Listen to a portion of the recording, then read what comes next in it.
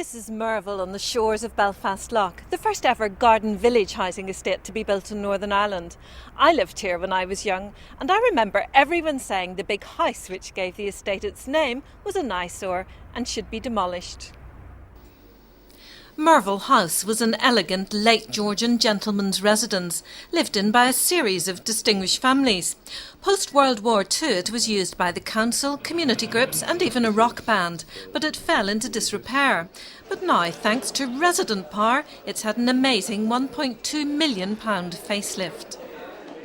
The house itself had been kept as a community centre when Merville Garden Village had been developed in the late 1940s, and it had been continuing in use as a community centre up until 2002, when we were forced to close it because of dereliction, basically rising damp, all sorts of rot, and the roof had failed as well. And at that stage we realised we had to have some drastic intervention to be able to secure this building for future usage. With a cocktail of funding behind them, the residents set themselves up as a company limited by guarantee. The house was impeccably restored at the front, but given a modern rear extension for commercial letting, and this will subsidise the community use. Baroness May Blood performed today's opening. In community development, the buzzword is sustainability. And these folk have figured all that out. They're letting the new part of the building out to sustain the old bit, and the old bit will be for use for the community. I just think it's a marvellous idea. Plus the fact that this has all been done by volunteers. That's a very essential thing. These people are really committed to what they're doing here, and I can only have the greatest respect for them.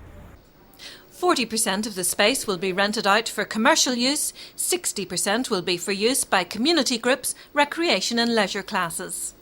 This is a community which has had many difficulties over the years, and this provides a degree of hope and a sort of a beacon for the community. But beyond that, there's more practical help. The facilities for the community are great for the community, and very, very importantly for us, particularly with our own strategy going forward, this is a cross-community project, there's a cross-community board, and that dimension is very important as well.